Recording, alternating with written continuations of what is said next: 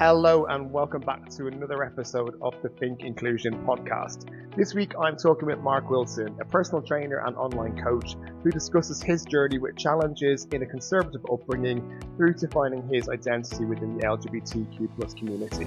And we discuss everything from toxic masculinity, ADHD, mental health, wellbeing and more. And on this episode, as always, Think Inclusion is solely about the story behind the person.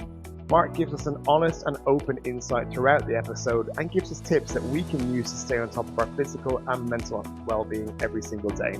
As always, I loved recording this episode and I really hope you enjoy listening to it too. Enjoy!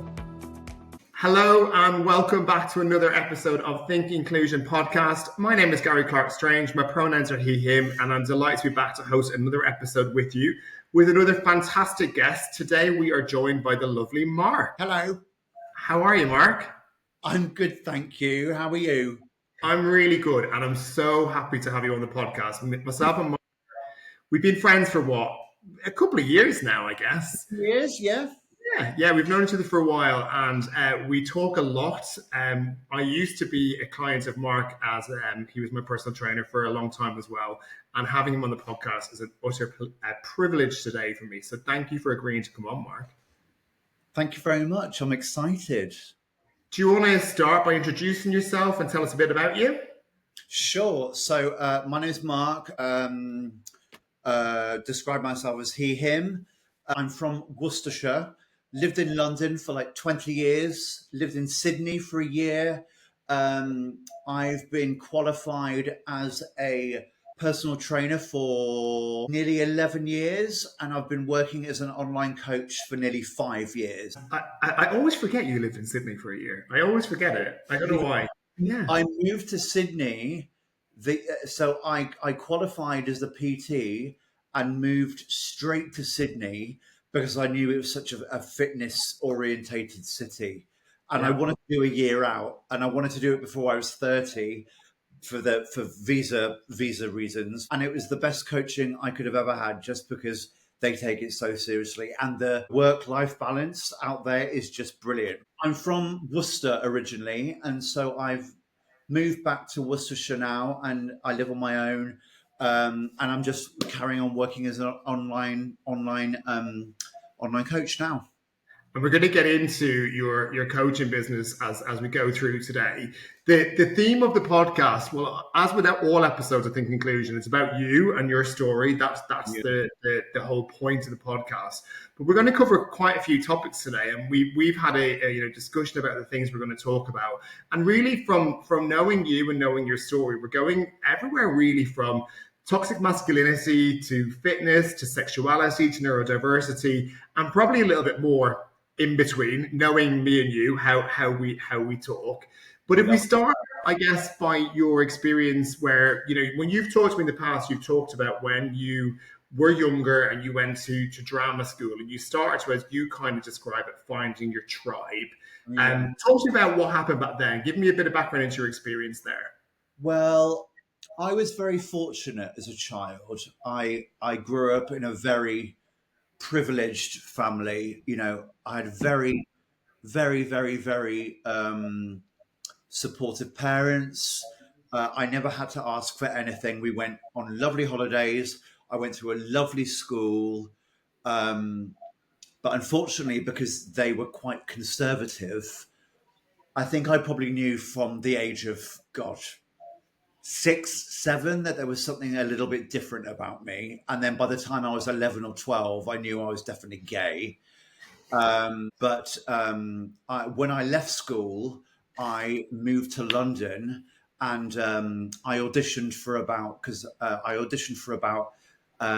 9 or 10 drama schools, and got into a very, very, very prestigious drama school called LAMDA, which is one of the best drama schools in the world, which is fantastic. But the sad thing growing up is that I went to a school that was it was a private all boys school, Okay, and I was a gay, I started being bullied for being gay from the age of 11 or 12. And there's nothing worse than when you're trying to not hide, but not accept your sexuality. And then, going to school every day, to an all boys school, which was very academic and very sports orientated, which is ironic because I work in the fitness industry now. But it was sports like rugby and football, being yelled batty boy or faggot or puff down the street every single day from the age of 11 was really, really hard because, when you're that young and that there's something fundamentally different about you, when you're being forced out of the closet before you're even remotely ready, is really, really, really hard. And Yeah.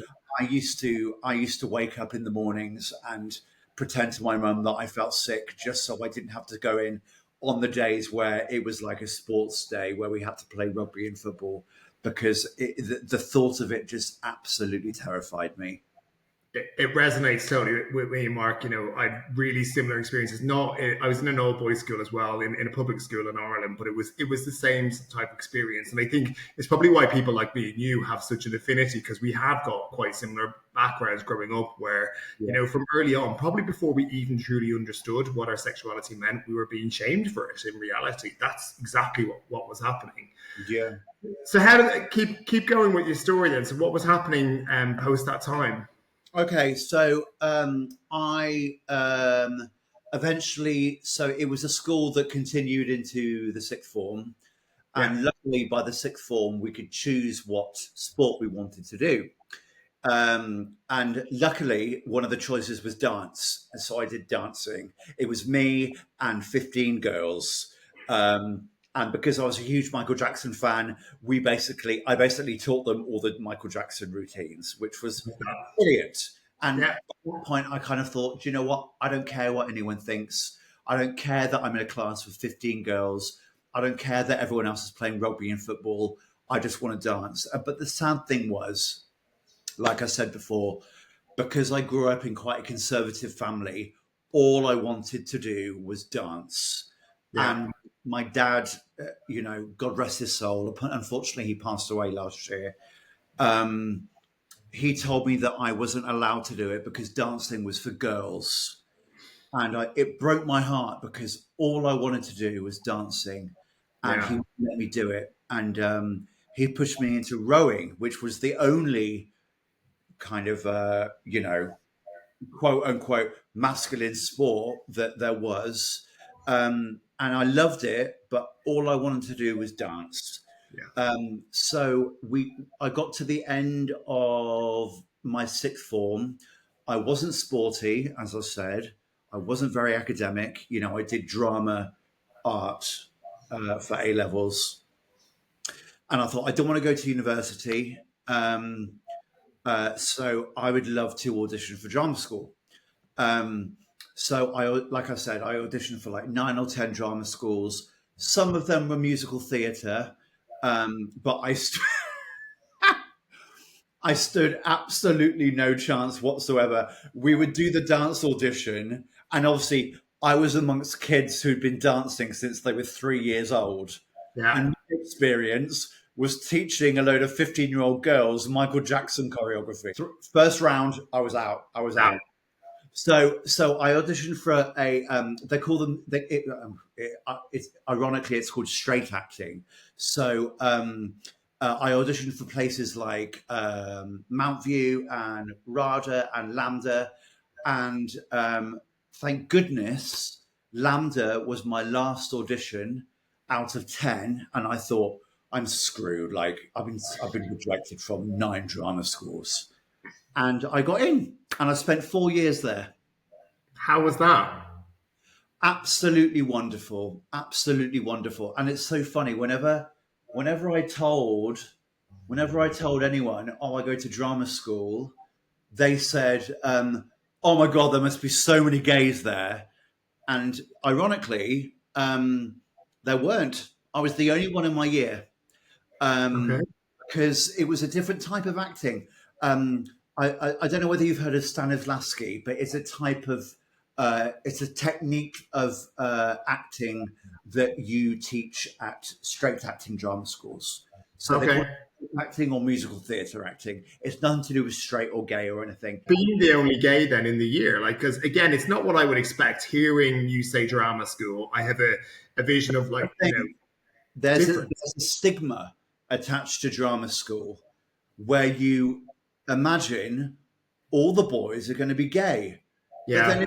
if you look in the if you look in the acting industry now, how many people are gay? What, 10%? You know, and so it's a stigma that's just not true.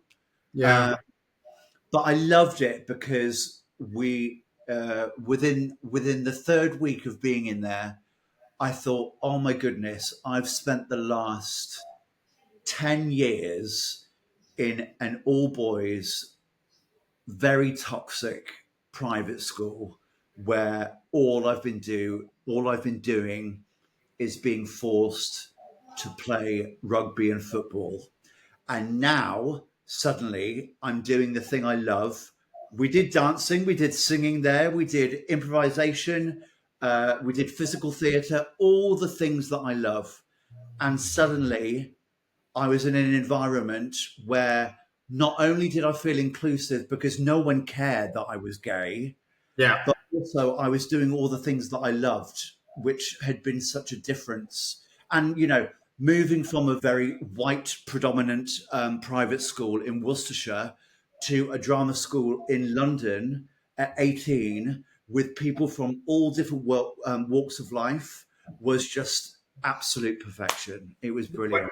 When you're talking, I just kind of feel my stomach feels relaxed when you're saying that. Like I feel that joy of that freedom that comes when you kind of do finally find a little bit of yourself at that age, and you start to feel like I kind of the same different scenario. But when I went to uni to do my degree, was in a mixed uni. Obviously, it's all sexes. But for the first time in a long time, I didn't feel scared I was going to be bullied, but I felt just comfortable being me. And at that point, I wasn't out, but I just knew I was different. And that feeling it's unless you've lived it, you don't really understand it. But I feel like you found your tribe, as we say a lot. But when you got there, that's where it got to. Yeah, I mean, I definitely knew. I told maybe two or three friends when I was about 17 that I thought I was gay. But when I moved to London when I was 18, people started asking me within like week 2 if I was gay. And I was like, yeah, yeah, Yeah, yeah, fine. yeah. And they're like, cool, whatever. What are we having for lunch tomorrow? Like, no one cared. No one And cared. that's the joy, is that no one cared. How was your experience then in drama school overall? You know, did it match your expectations of what you thought it was going to be? When I was at drama school, we would get reports like at school, like at the end of each term, like a report on each discipline, like movement, dance, physical theatre, voice, whatever. So we got our reports, and for movement, which I always thought I was very confident at. Um, my teacher, who I was very fond of, and that's why it hurt even more. Um, she said X, Y, Z. Responds well to instruction, whatever. He just needs to stop being so camp, and it absolutely ruined me. It Yeah, ruined because I thought not only did I think I was coming, not that it would have been a problem, not only did I think I was being overly camp in our classes, for her to write that down in my report, which would eventually go to my degree, she felt the need to say that. And it really, really upset me. It really upset to see it down in writing by a teacher in a drama school, being told to stop being camp. It really broke my heart. It really broke my heart. and I think there's something about that word. Like, it, It doesn't sit right with me, that word, and yet we still do describe it a lot. But it's especially in that format or in that scenario, putting it down in a report as such. It doesn't feel. He needs to stop being so camp. Stop being you. Pleasant. It's not pleasant. Yeah. No. But I was very lucky. So basically, you do your first 2 years where you cover everything. Yeah. And in your third year, you just do showcases. I think we did 5 plays over the last year. And that's where casting directors and agents come and watch you. And if they like you, they'll call you and you'll go in for a meeting. Our first showcase was 3 plays. So our year was split into 3. One play, there was 18. There were 29 in our year. One play, there was 18 of them. Another play, there was 8 of them. And another play, there was only 3 people. So obviously, in terms of exposure, you want to be in the play where there's least people. Yeah. I was very, very lucky to be cast as the lead part in the 3-hander, which was directed by a very famous actress / director called Janet Sussman, who had trained at LAMDA, and she very famously played Cleopatra in the RSC in the 70s. And she's South African, and it was a South African play. So I was on stage for nearly 2 hours. So I was very lucky. And then after that, she was directing a production of Antony and Cleopatra up in Liverpool, and she offered me a role straight away. So getting a job out of drama school straight away is pretty much impossible. But I'd just been given one, and I went straight for it. Wow! And how did it go? Oh, incredibly! Kim Cattrall played Cleopatra. I mean, again, every time I talk to you, I learn something new. You never told me that. Yeah. I try not to brag about it. Okay, so we've got the story so far. You've gone to drama school. You've done obviously really well. You've got your first role. Then what happened? So then things started to get a little bit dry. I mean, I did a few commercials. I did a few fringe plays. And then I'd hit a bit of a mental block where I'd been with my agent for 4 years, and the auditions were coming in much thinner. So I thought, you know what, screw this. I need to live my own life. I've had the best experience at drama school. I've had a few great opportunities out of drama school. It's time now to do something different.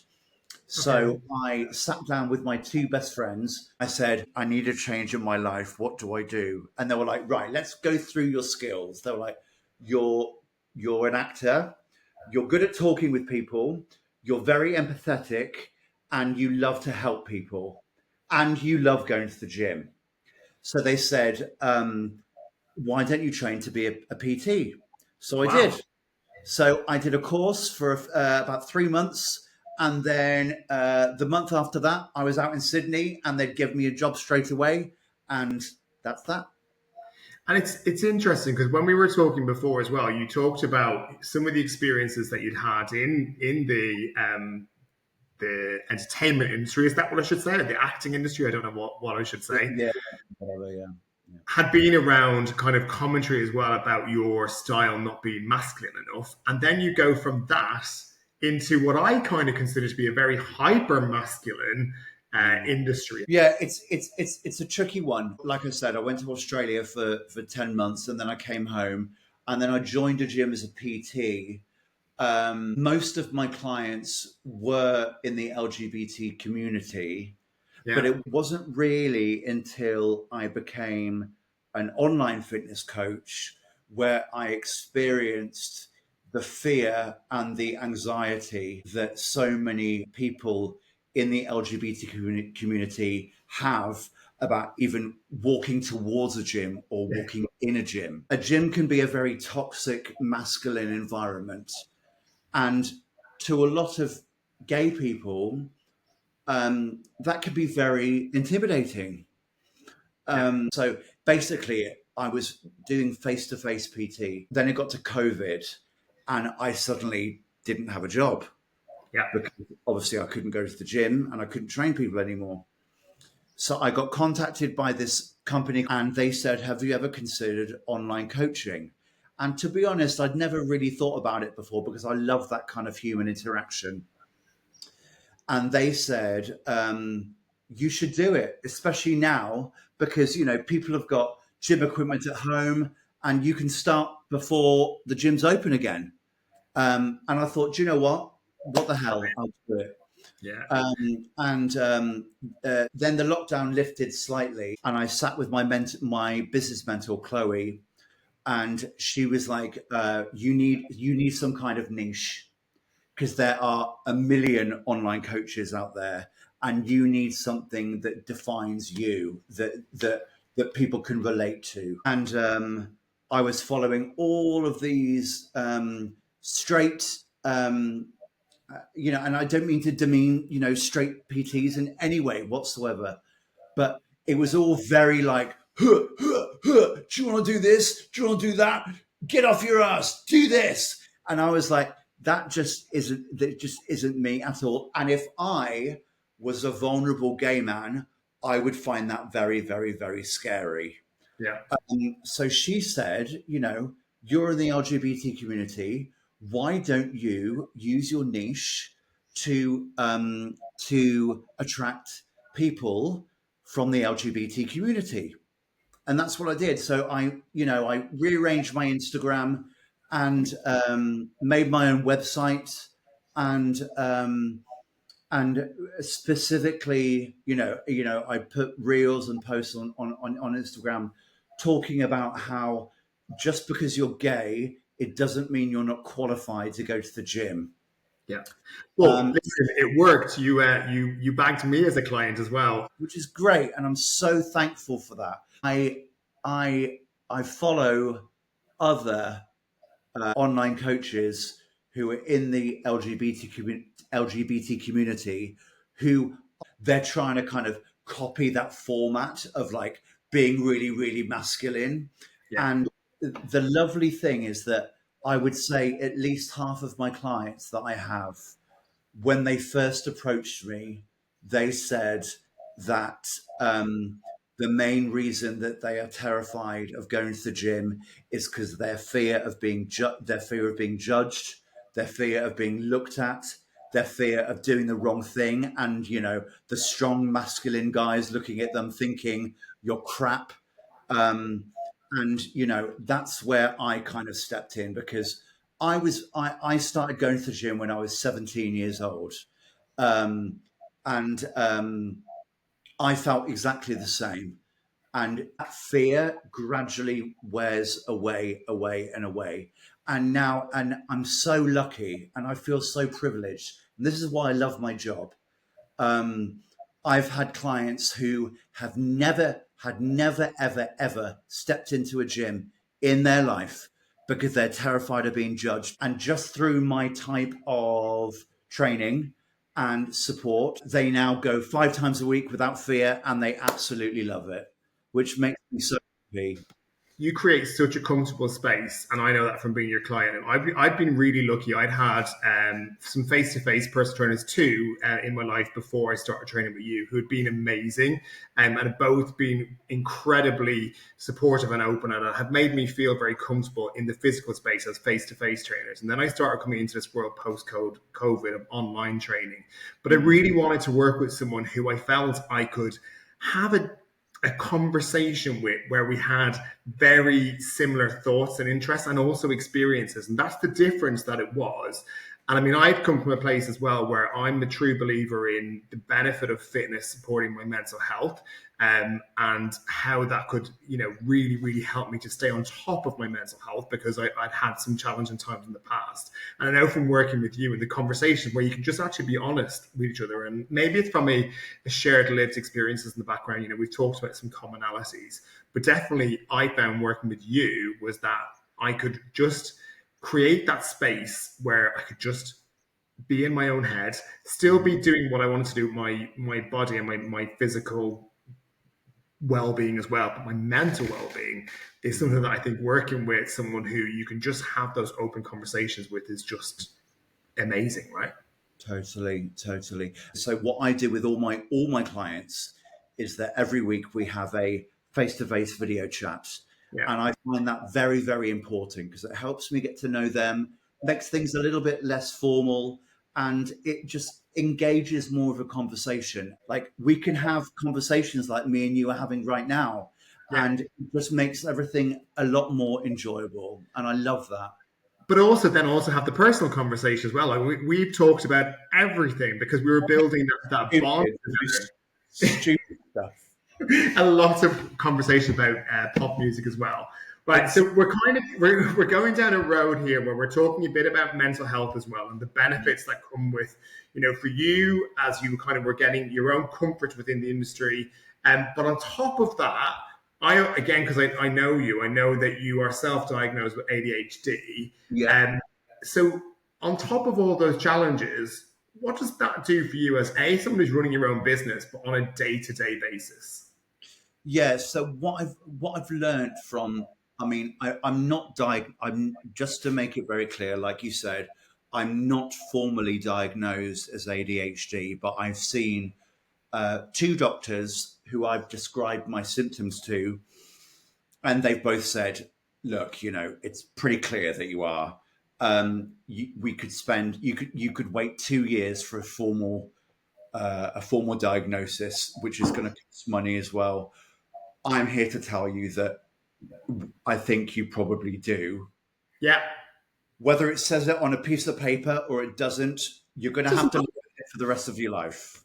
Yeah, exactly. Since I was a teenager, my mates would be like, "You're so ADHD." And I'd be like, "No, I'm not. Shut up." But it got to a point where my symptoms were getting more severe. So I went to see a doctor and then I went to see another doctor.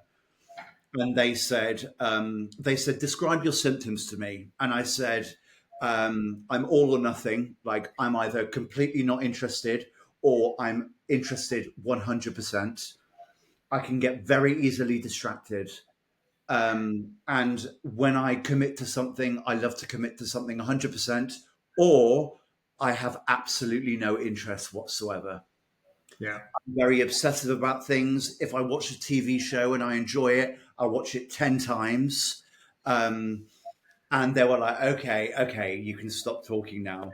I think it's pretty obvious that, you're ticking all the boxes here. They said, look, we can put you through a formal diagnosis. It's going to cost you a lot of money and you might have to wait for, 18 months to 2 years for a full diagnosis. And I thought, and they said, you know what, maybe it's not my position to say, but me telling you that it's 99% sure that you do, I think is enough for you to just realize that this is part of your life. And whether I have it written down on a piece of paper or I don't, it doesn't mean it doesn't mean anything. Like if I had it on a piece of paper right now saying you have ADHD, it wouldn't mean anything different from me not having the piece of paper right now. But I think what works for me is that I'm like it when I watch films. If I watch a film, if it doesn't grab me in 5-6 minutes, I'm like, I'm done. I'm going to bed. But if a film grabs me, I'm completely locked in, and I will probably watch that film 6, 7, 8 times over and over again because I love looking into the detail and the analysis of everything that's happening. And I think with my job, that works really well because obviously I love working in the fitness industry. So I love investing 100% with my clients as opposed to someone who perhaps doesn't have ADHD and they're just treating their job as kind of a 9-to-5 job.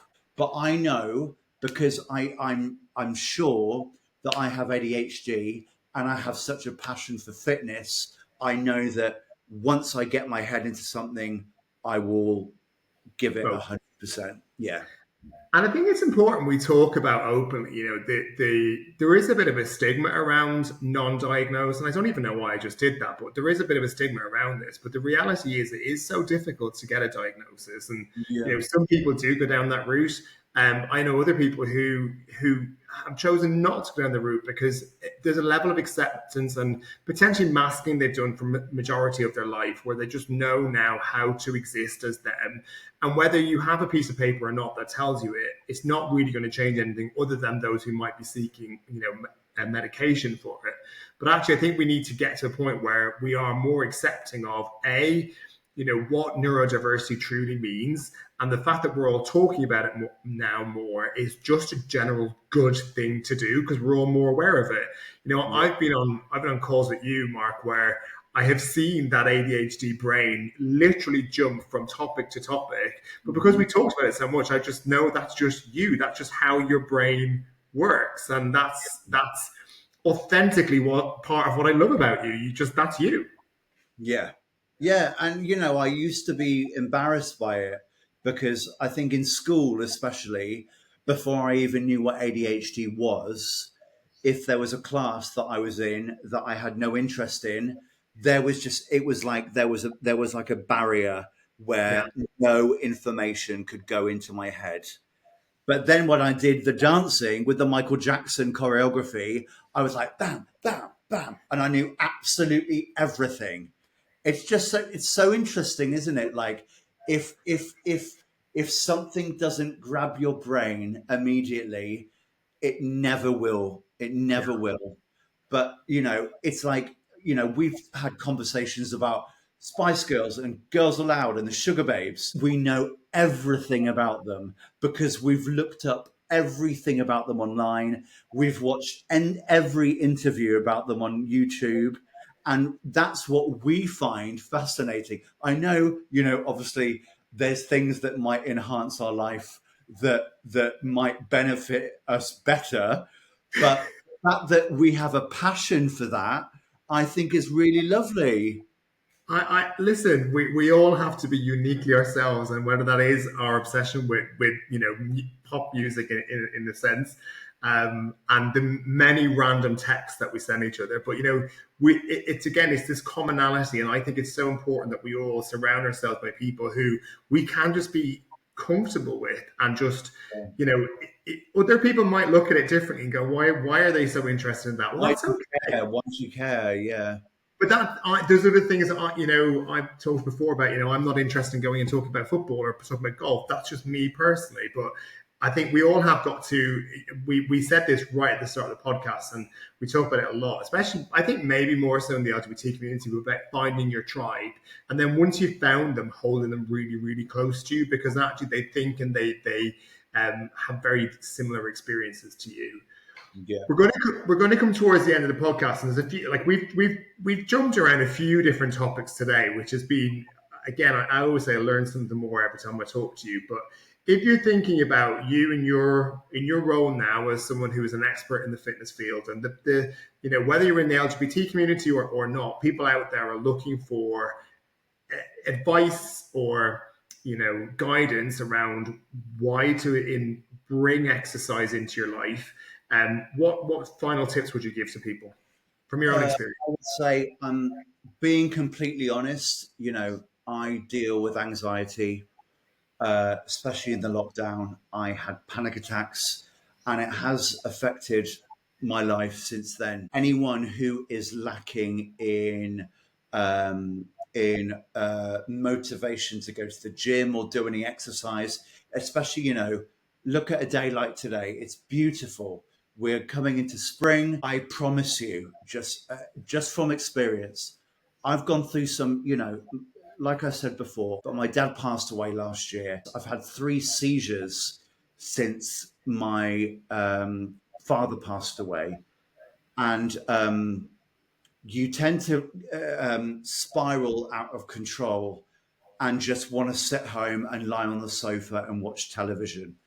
And as easy as an option as that is, It's not going to get you any better whatsoever. I find so much pleasure, and I know people aren't quite so fortunate, but I live in a beautiful city where there's a lovely river and there's lots of countryside, and I can walk, and just walking past people, even though it sounds so stupid, but like walking past a couple walking a dog, and you stop and you pet their dog, walking across the river, walking through trees, seeing the sunshine. I know that's not going to the gym, but it's a first step of entering yourself into the community, of just adding some kind of positive energy into your life. And if you don't go to the gym, if you're too anxious to go to the gym, that's absolutely fine. Just go for a walk. You can see just in that kind of piece of advice there as well. Obviously, always with you, authentically backed by your own personal experience there, Mark. Darkness into light, and that is what we can do through exercise. And I hear you. I think there's people who will listen today from within the LGBT community and with outside, who can understand some of the experiences that you've had with kind of you're dealing with bullying, through to dealing with masculinity, to being criticized for your own behavior, not being masculine enough, to then taking brave decisions to going into the industry, and then to living with the neurodiverse and mental health conditions. I mean, we all have our cross to bear, but thank you for sharing your story, because I think other people hearing your story will help them to see, actually, you can still be successful because you run a really successful business and you're a gorgeous human being as well. So thank you, Mark, for coming on our podcast today, and thank you for being a guest. Thank you. And thank you as well. Honestly, I really appreciate it. It's lovely to chat. It's just so nice to have a chat, isn't it? Isn't it? Do this every week. Yeah, let's do it. Thank you for listening to Think Inclusion Podcast. That was such an interesting conversation. I've known Mark for a few years now, but I took so much away from it, and I hope that you did too. That's the whole point of the Think Inclusion podcast. It's a storytelling podcast that helps us to expand our understanding and knowledge simply by listening to the stories of others. I hope you enjoyed the episode, and remember, if your company is looking for support with making your inclusion goals a reality, my consultancy practice offers bespoke and humanized support. So get in touch with me at Garry@thinkinclusionconsulting.com, and let's see what we can achieve together. See you on the next episode.